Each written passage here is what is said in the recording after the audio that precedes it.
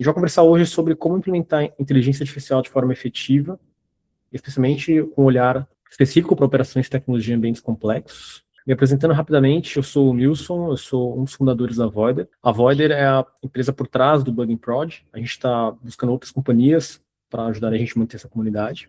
Legal, explicando um pouquinho sobre o que é a nossa comunidade, imagino que o pessoal tenha explicado com mais detalhes ontem, mas é sempre importante a gente retomar, revisar. É uma comunidade para lideranças tech, em diferentes níveis, tá? Basicamente, pessoas interessadas nos temas de qualidade e resiliência de software, com foco ali em ambientes enterprise críticos. Então, é um nicho dentro do desenvolvimento de software, onde eu acho que o impacto de inteligência artificial, o impacto de falhas é muito maior. Convidem outras pessoas. Esse aqui é o primeiro de muitos eventos que a gente pretende fazer.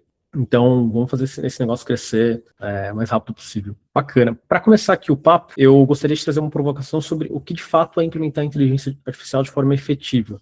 Apesar de eu ser uma pessoa técnica, eu tenho um background, assim, nos últimos 5 anos, que foi quando eu comecei a empreender, eu passei a olhar a tecnologia mais do ponto de vista de negócios do que do ponto de vista de um tecnocrata, assim, para ser sincero. Então, a melhor definição que a gente encontrou para o uso de inteligência artificial e qualquer outro tipo de ferramenta é conseguir gerar vantagem competitiva para a companhia.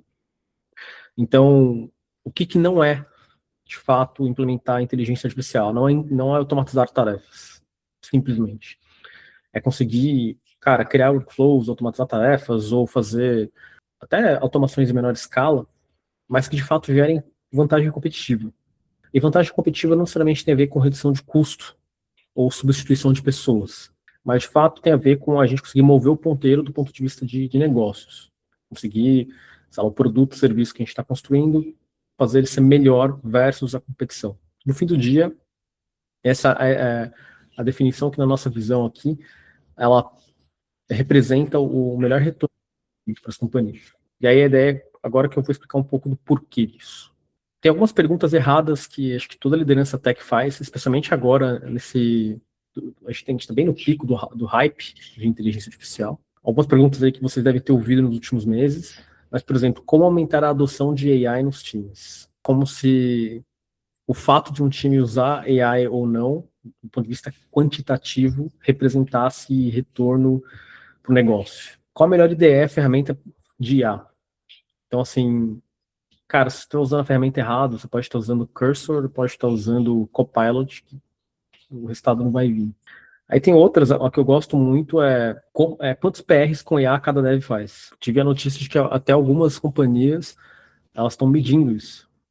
Então, assim, eu vou medir se está valendo a pena meu investimento em inteligência artificial a partir da quantidade de pull requests que foram feitos 100% com inteligência artificial. Não é à toa que a gente tem cada vez mais notícias de companhias que estão insatisfeitas com o retorno de inteligência artificial. E muito porque as empresas não sabem, de fato, como essa tecnologia funciona. Tem um artigo sobre os 8 níveis de engenharia agêntica, mas são os 8, digamos, degraus que um profissional pode chegar na hora de se especializar, enfim, de usar a inteligência artificial. E esse artigo, ele foi muito importante para a Voider, porque a Voider, nós nos posicionamos como uma empresa full stack AI desde zero, desde quando os modelos não tinham a capacidade que tem hoje. Assim. E esse artigo, ele deixa muito claro quais são os diferentes que existem no uso da ferramenta, tá?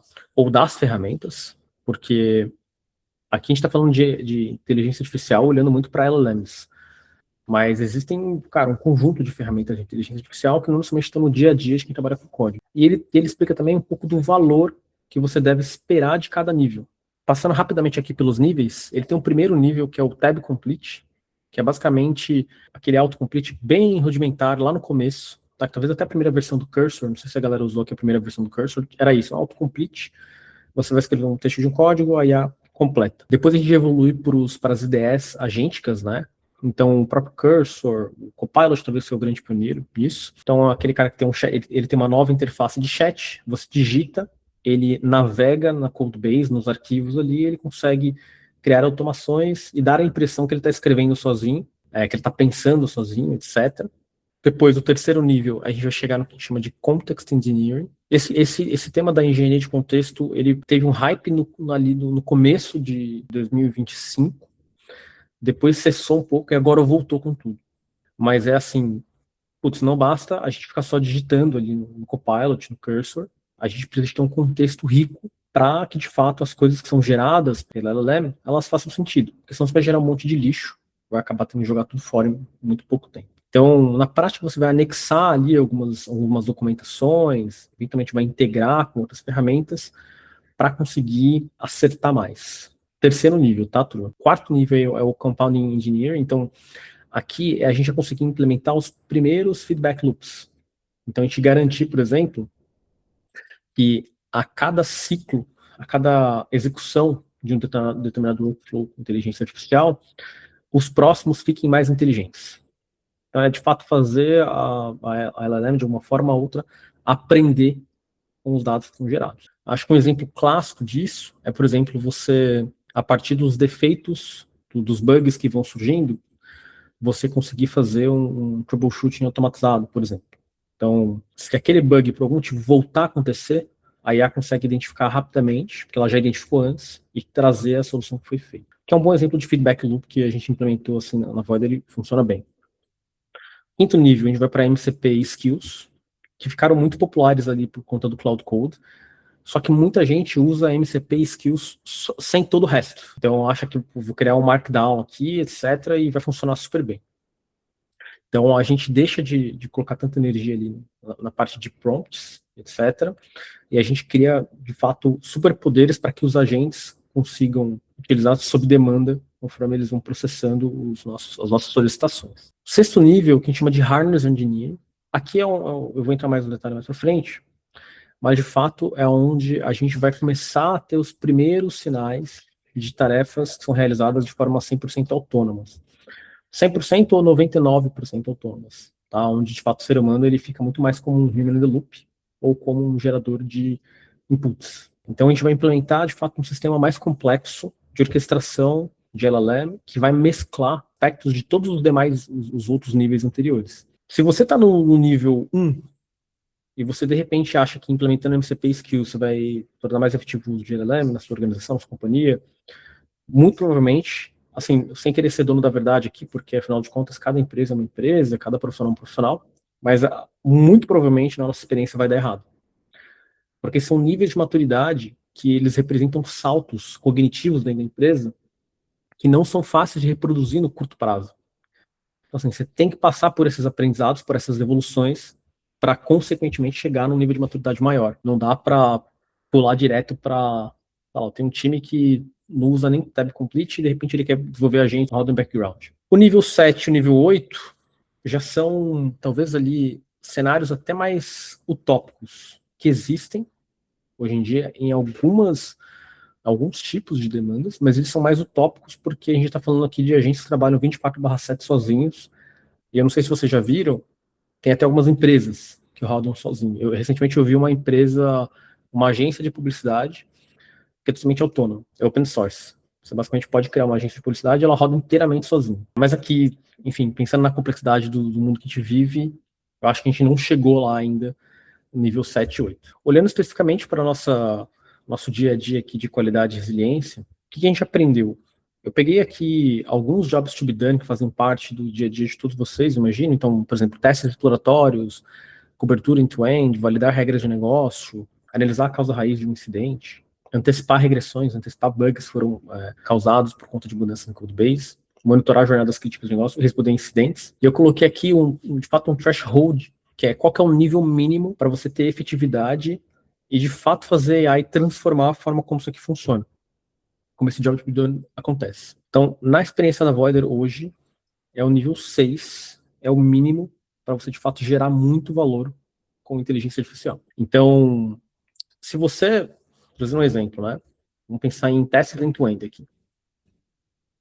Se você vai fazer testes end-to-end somente com tab complete, muito provavelmente você vai queimar token, vai investir e não vai obter retorno em produtividade, em ganho de tempo, porque teste end-to-end pode parecer que não, mas é um tipo de trabalho que é complexo, caro de ser feito. Tem a geração dos testes, depois a manutenção dos scripts, depois a evolução dos produtos que impactam os testes, depois o pace de novas funcionalidades versus novos testes de cobertura. Enfim, quem trabalha com qualidade de software sabe muito bem como funciona esse problema. E até o nível 4, você pode implementar uma série de tecnologias que não necessariamente você vai ter um uso efetivo de inteligência artificial. Bacana. Só para a gente ter outro exemplo aqui. Resposta a incidente. Resposta a incidente, hoje existem tecnologias muito maduras no mercado.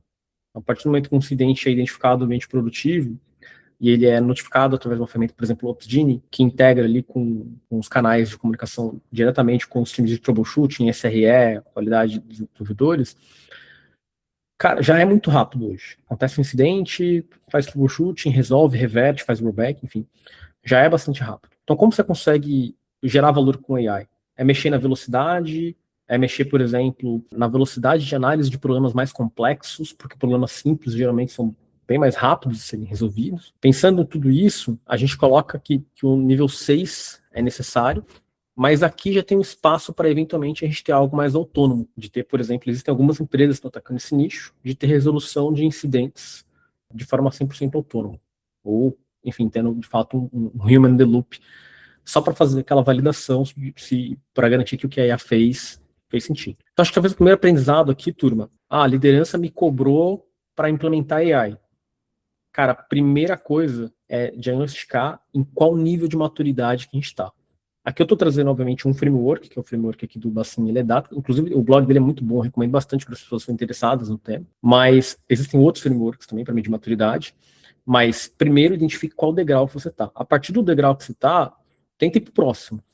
Não tenta achar que, vamos contratar o Devin aqui e tudo vai funcionar lindo. Complementando, então, o racional, tem um cara chamado Naval Ravikant, que é um empreendedor, tá? Ele tem uma frase muito legal que eu queria trazer para vocês aqui. Ele fala: inteligência artificial não vai substituir programadores, vai tornar mais fácil o processo de programadores substituírem todo o resto. E por quê, né? Porque quando a gente volta aqui nos diferentes níveis, uma pessoa de marketing que não sabe o que é uma IDE, para ela chegar no nível 2, ela vai demorar anos. Então, um desenvolvedor de software, em teoria, ele está. Qualquer pessoa que interage com IDEs, seja um desenvolvedor de software, um QA ou um SRE, ele está a anos-luz de pessoas não técnicas, por exemplo, na hora de implementar AI. Mesmo para outras disciplinas. Implementar AI para negócios, para marketing, para vendas, etc. Mas o ponto que eu queria, o gancho que eu queria puxar dessa frase é que, assim, não haverá substituição de seres humanos puramente por inteligência artificial. Mas haverá substituição de seres humanos por pessoas que consigam dominar nível 6 para cima. E isso é fato, porque o ganho de produtividade, de fato, ele existe, ele é real. E aí a gente vai perceber uma grande transformação em alguns mercados. Então, na Voider, a gente brinca que com inteligência artificial, o volume de código assim, vai crescer exponencialmente. Ou seja, é o fim do QA tradicional. Assim como em outras indústrias, qualquer outra indústria que você massifica a produção de código, de linhas de código, de features, etc., não estou falando em entregar mais valor para o cliente, tá? Estou falando em massificar a produção, em tornar commodity a produção de linhas de código. Qualquer outra indústria, sei lá, carros, qualquer coisa, você vai perder qualidade. Então significa que o profissional de qualidade, ele tem que mudar. O profissional que vai substituir o antigo QA tradicional é o que a gente chama de AI Quality Engineer. E, novamente, isso aqui é uma visão com base naquilo que a gente tem visto do mercado, tá? Então tem um viés muito grande aqui também. Então é um profissional que, em vez de ter que lidar com roteiros manuais ali, mais artesanais, ele vai ter que lidar com uma cobertura viva, tá fundamentada em dados, que está mudando o tempo todo. Em vez de ele ter que fazer massa de dados que é montada à mão, ele vai ter fluxos específicos, workflows integrados com o banco de dados para conseguir criar massa de dados de forma on demand, conforme ele precisar. A mesma coisa quando a gente olha para o outro lado, digamos que olhando para o ciclo de desenvolvimento de software, para um momento mais pós-produção, a mesma coisa para o SRE. Figura daquele profissional que fica olhando o dashboard de telemetria, Datadog lá, e depois dá um pau, ele faz o rollback, isso certamente vai ser substituído por um fluxo automatizado de análise de causa raiz, com geração de evidência, comunicação para os times responsáveis e tomada de decisão inteligente baseada no contexto. Então, a nossa visão é que a gente vai ter sim profissionais, tipos de profissionais que serão substituídos por profissionais que de fato conseguirem chegar nesse nível de maturidade mais rápido. E qual que é o nível de maturidade? Novamente, depende do framework que você vai usar. Olhando para o framework do Bacin, nível 6 para cima. Outro ponto importante é que a gente percebe que agora, como a gente vive num mundo que o contexto, ele se torna contexto, ele vira contexto que fica disponível para as LLMs, a gente vai construir ali o que a gente chama de intersecção entre mundos que antes não se conversavam menos. Tudo que está dentro do contexto de qualidade de software agora pode ser acessado por outros profissionais via LLMs. E tudo que está no contexto de pós-prod ali, né, de SRE, de monitoramento, telemetria, gestão de incidentes, passa a poder ser acessado por quem está pré-produção. Então, acho que um exemplo legal aqui na Voider a gente atende alguns clientes e a gente sempre faz uma pergunta que é: você sabe quais incidentes críticos ocorreram em ambiente produtivo nos últimos 3 meses? E, na média, a galera de QA não tem essa informação. E a gente faz a mesma pergunta para a galera de SRE. Você sabe quais deploys causaram incidentes nos últimos 3 meses? Quais foram os principais deploys? A galera de SRE também não tem essa informação. E se a gente pegar o tipo de dado que está por trás disso, basicamente texto da dado que poderia sim se transformar em contexto para LLMs, que são deploys, incidentes em ambientes produtivos, mudanças nos gráficos de telemetria, logs de API, e no caso de QA, sessões de usuários, quebra de testes, que a galera muitas vezes não leva tão a sério, ou até muitas vezes não tem nem cobertura suficiente, porque o nível de maturidade é baixo no mercado brasileiro. Então o que a gente vai perceber é que está rolando uma grande intersecção desses dois mundos por conta de contexto, que vai abrir espaço certamente para um profissional um pouco mais empoderado, no sentido dele conseguir navegar melhor qualidade e resiliência como se fosse uma coisa só. Acho que até um dos motivos que a gente sempre comunica qualidade e resiliência, porque a nossa visão é que cada vez mais as coisas vão estar muito juntas e misturadas. Talvez até vai ser necessário a gente criar uma palavra específica para isso, vocabulário. Tá, bacana, não sei o meu nível